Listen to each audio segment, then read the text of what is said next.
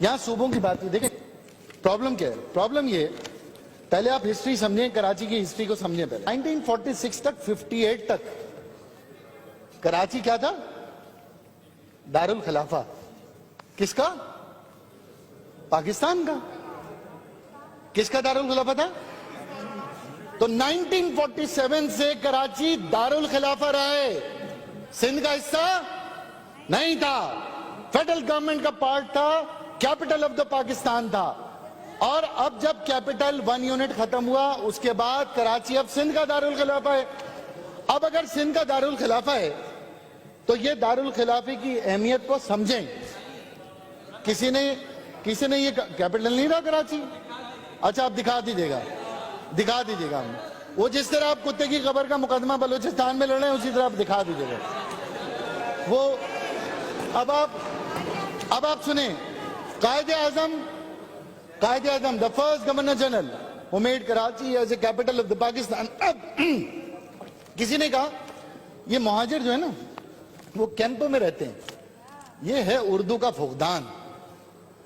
अगर उर्दू पढ़ ली होती और किसी अच्छी जगह से पढ़ ली होती, नकल मकानी और तर्क सुकूनत, इसमें बड़ा फर्क है।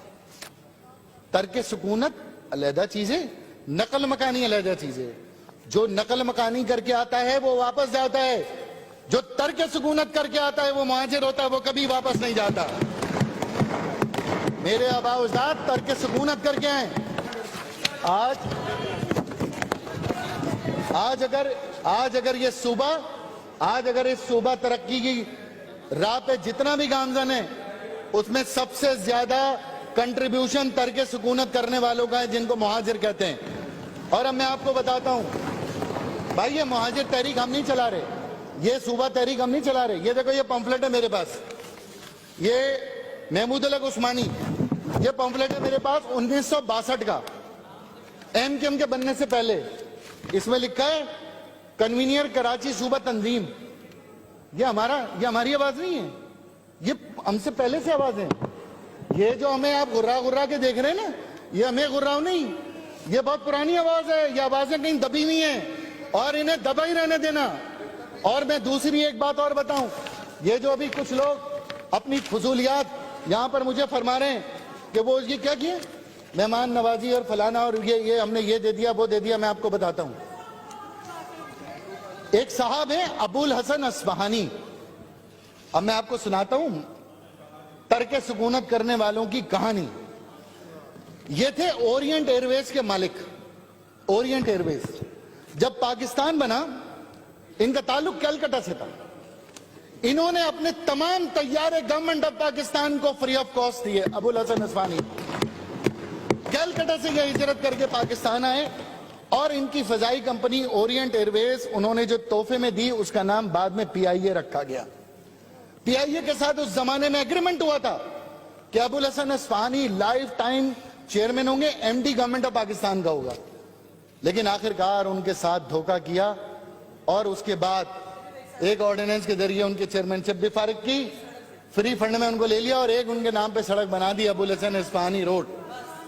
और सुने एक और बात, इनका एक होटल था न्यूयॉर्क में, रूजवेल्ट होटल। जो रूजवेल्ट होटल है वो आज भी PIA की प्रॉपर्टी है, जो कि अबुल हसन अस्फहानी का गिफ्ट है। ये है बानियाने पाकिस्तान की कंट्रीब्यूशन। ये फ्री में नहीं बना पाकिस्तान, इसकी कॉस्ट बेयर की है। एक और बात सुने, राजा साहब महमूदाबाद, इनका जिक्र तो इनको पता ही नहीं हो किसी को राजा साहब महमूदाबाद कौन है। राजा साहब महमूदाबाद वसी और इस जायदाद के मालिक थे।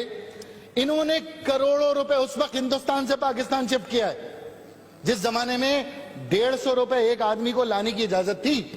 150 रुपए से ज्यादा आप नहीं ला सकते थे पाकिस्तान, बाकी पैसे आप बैंकों से भेजते थे। उस जमाने में राजा साहब महमूदाबाद, जो कि बानियाने पाकिस्तान मुहाजिरों के कायदीन में से एक थे, जिन्होंने करोड़ों रुपए स्टेट बैंक ऑफ पाकिस्तान को भेजे। और एक और बात कहना चाहता हूं, दक्कन के नवाब निजामुल मुल्क, उस जमाने में 75 करोड़ रुपए गवर्नमेंट ऑफ पाकिस्तान को दिए उन्होंने। ये है महाजिरों की हिस्ट्री, ये है महाजिरों की हिस्ट्री। और लियाकत अली खान की बात कर रहे हैं, दिल्ली की आज भी एम्बेसी खान लियाकत अली खान का जाती घर है जिसके अंदर आप पाकिस्तान एम्बेसी आपकी पानिया ने पाकिस्तान को दे कर आए, पाकिस्तान से लिया कुछ नहीं। और एक और बात मैं आपको बताऊं, ये हबीब ग्रुप, ये कौन है हबीब ग्रुप? इनकी हिस्ट्री पढ़ें। ये वलीकास कौन है? इनकी हिस्ट्री पढ़ें। ये आदम जी कौन है? इनकी हिस्ट्री पढ़ें। ये दाऊद ग्रुप कौन है? इनकी हिस्ट्री पढ़ें। इन तमाम करोड़पति लोगों ने Pakistan state bank of Pakistan में दिया। और आज मैं चैलेंज करता हूं आपको, आज चैलेंज करता हूं, आज भी चैलेंज करता हूं, स्टेट बैंक ऑफ पाकिस्तान में एक अकाउंट है जो मतरूका अकाउंट है, एक अकाउंट है जो मतरूका अकाउंट है। वो पैसा इन लोगों को मिलना था यहां, लेकिन वो पाकिस्तान के इकोनॉमिक डेवलपमेंट के लिए इस्तेमाल हो रहा था और कहा गया था कि वो पैसा इनको वापस मिलेगा। आज भी स्टेट बैंक के अकाउंट के अंदर अगर आप जाके देखें तो किसी के 10,000, किसी के 75 करोड़, किसी के 1 लाख, किसी के 10 लाख, ट्रेनों की ट्रेनें कट गई, कागजात के कागजात गारत हो गए। वो लोग अपना पैसा ना क्लेम कर पाए, ना जिंदा रह पाए। 20 लाख लोगों की शहादत के बाद वो स्टेट बैंक में हमारा पैसा आज भी मौजूद है। वो महाजरों का पैसा है जिसने पाकिस्तान की रीढ़ की हड्डी को मजबूत किया। आप कहते हैं हमें तोहफे में मिला है, आप कहते हैं हमें किसी ने हम पे एहसान किया। और दूसरी एक बात मैं और कहना चाहता हूं, जिस तरीके से मतरूका माल स्टेट बैंक में, इसी तरह मतरूका जमीन भी है। यह जमीन ऐसे है कि मुझे याद है कि जब हिंदुस्तान में मुसलमानों का कत्लेआम, जब मैंने किताब पढ़ी और मुझे उसके इख्तिबासात याद आ रहे हैं कि मुसलमानों का कत्लेआम तो गांधी जी ने भूख हड़ताल कर दी, स्ट्राइक कर दी। उन्होंने कहा मैं जब तक अपनी स्ट्राइक नहीं तोड़ूंगा, जब तक मुसलमानों के ऊपर जो कत्लेआम दिल्ली में हो रहा है, जो आगरा में हो रहा है, जो बम्बई में हो रहा है, वो रुकेगा नहीं। जो हिंदू एक्सट्रीमिस्ट ऑर्गेनाइजेशन थी, उन्हें गांधी जी का ये जो पर्थ है, जो हंगर स्ट्राइक है, ये बुरा लगा। कितने लोग पाकिस्तान आ चुके थे, 6 महीने का उन्हें टाइम दिया गया था कि वो पाकिस्तान में अगर सेटल हो जाएं तो हो जाएं, वरना वापस आए। आपको पता है कितनी फैमिलीज, जिसमें मेरी फैमिली भी है, जो सिर्फ और सिर्फ जॉब्स के लिए इधर आए और आधे फिर इधर फंस गए। और जब राइट्स हुए तो जाकर गांधी जी से कहा कि ऐसे करते हैं, उनको वापस बुला लेते हैं। तो उन्होंने कहा उनको तो वापस बुला लोगे, लेकिन जो वहां से हिंदू वापस आए वो उन मुसलमानों की जमीनों पर बैठ गया है, और जो यहां से मुसलमान गए वो उनकी जमीनों पर बैठ गया है। तो मैं समझता हूं ये नेहरू पैक्ट के तहत वो तमाम जमीनें गवर्नमेंट ऑफ पाकिस्तान के साथ सेटल करनी चाहिए, और वो लैंड उन मुसलमानों को, उन हिंदुओं को जिन्होंने इंडिया से माइग्रेट करके पाकिस्तान शिफ्टिंग की है, उनको देना चाहिए। इवैक्यूट ट्रस्ट प्रॉपर्टी, वो बोर्ड आज भी कराची से लेकर लाड़काना तक, जिस तरह मेरा पैसा स्टेट बैंक में मतरूका माल है, इसी तरह सिंध में मेरी मतरूका सरजमीन है, मेरी सरजमीन है सिंध के अंदर, और वो क्लेम मैंने आज तक नहीं किया।